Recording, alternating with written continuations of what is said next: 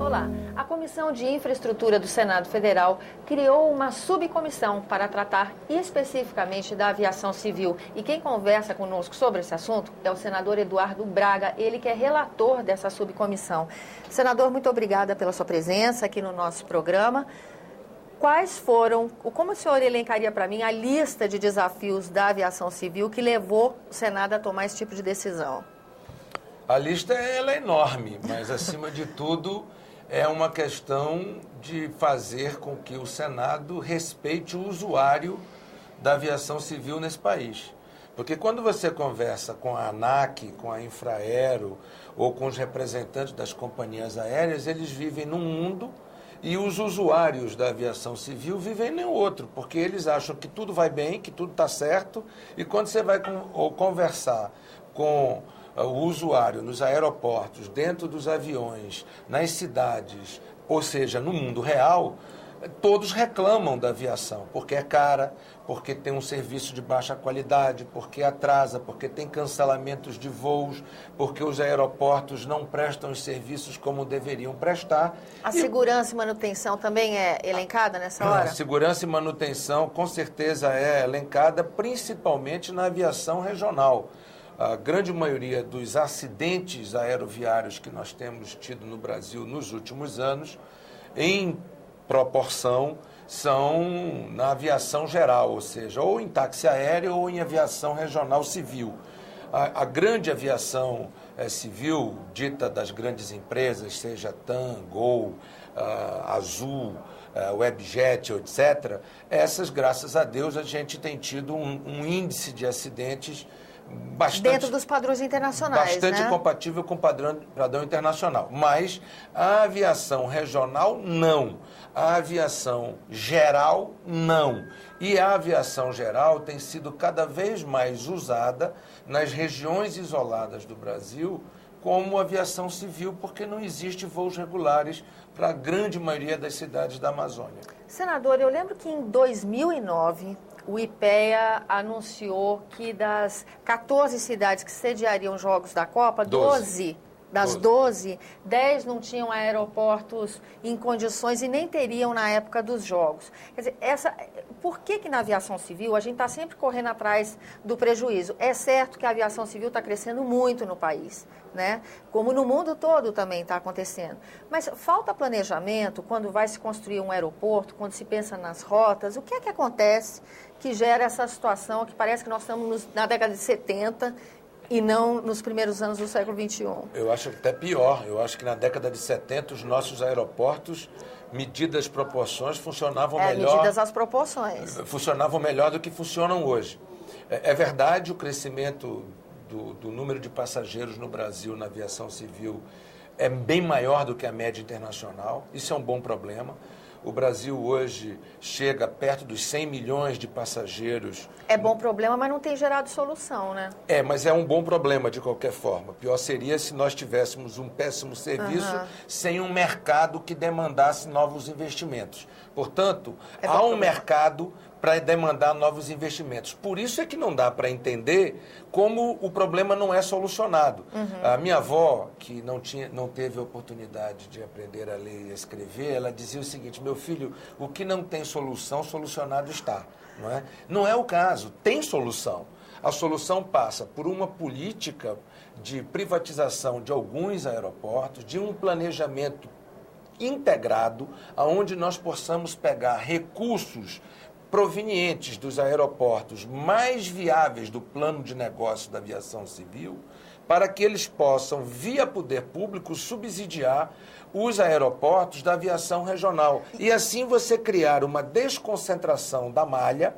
Eu acabei de ver uma declaração daquela companhia Azul, dizendo o seguinte: eu não quero voar para Guarulhos. Por quê? Porque não adianta. O aeroporto de Guarulhos está sobrecarregado. Eu quero melhorar Campinas. Ora, isso é um passo para que nós possamos dizer: o Brasil precisa desconcentrar a política aeroviária da mesma forma que precisa desconcentrar a política industrial brasileira. Senador, então, senador, então a minha pergunta para o senhor é o seguinte: nós não corremos o risco nesse processo de concessão, tudo bem que é diferente de privatização, mas nesse processo de concessão nós não corremos o risco de simplesmente conseguir administrar bem os aeroportos rentáveis e não ter condição de dar essa contrapartida. O senhor vê a banda larga, por exemplo, mudando um pouquinho de assunto, pela privatização das teles, pelo discurso inicial, a gente teria garantido serviço de telefonia em todo o país e agora a banda larga também deveria estar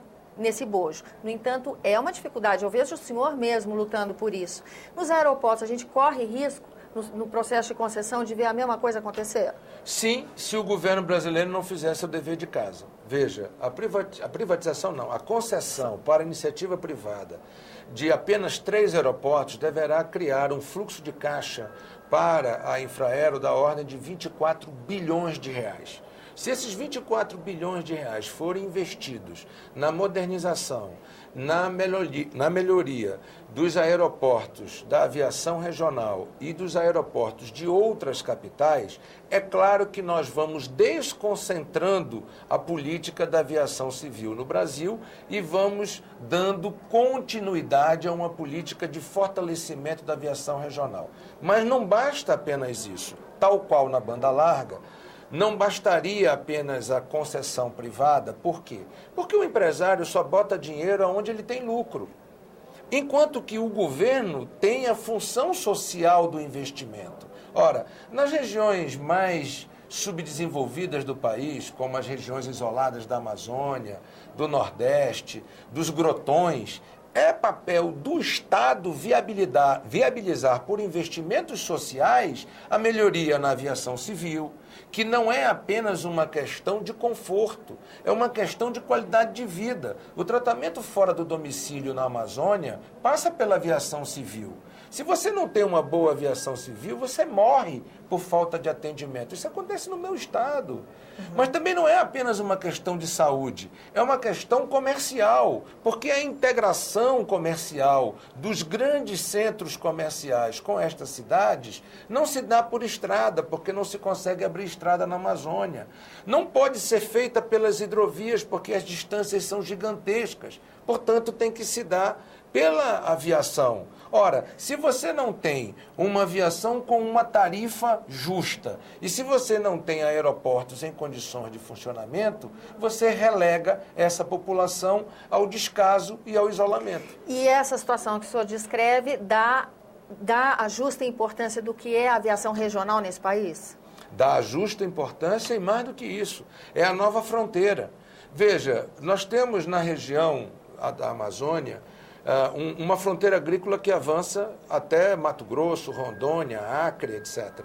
Ora, e no Amazonas você tem uma fronteira do polo industrial que tem toda a interatividade com a atividade industrial, comercial, cultural, de políticas sociais como saúde, educação, etc. Sem a aviação, isso é impossível de funcionar. Até no macroplanejamento estratégico brasileiro. Portanto, a aviação civil ela tem um papel que não fica apenas aos aeroportos da Copa do Mundo, ou os aeroportos das Olimpíadas, ou os aeroportos das capitais, ou os aeroportos das cidades polos. Nós estamos falando da 6ª maior economia do mundo. Nós não podemos novamente cometer o equívoco de dividir o Brasil em 2 Brasis. Um Brasil que vai bem e um Brasil que é esquecido.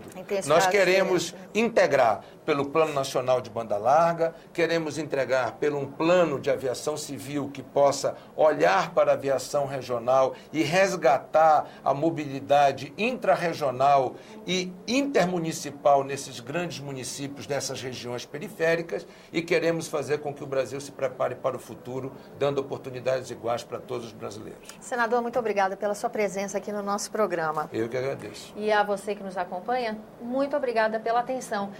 acompanhar conosco essa conversa com o senador Eduardo Braga, ele que é relator da Subcomissão de Aviação Civil aqui do Senado Federal.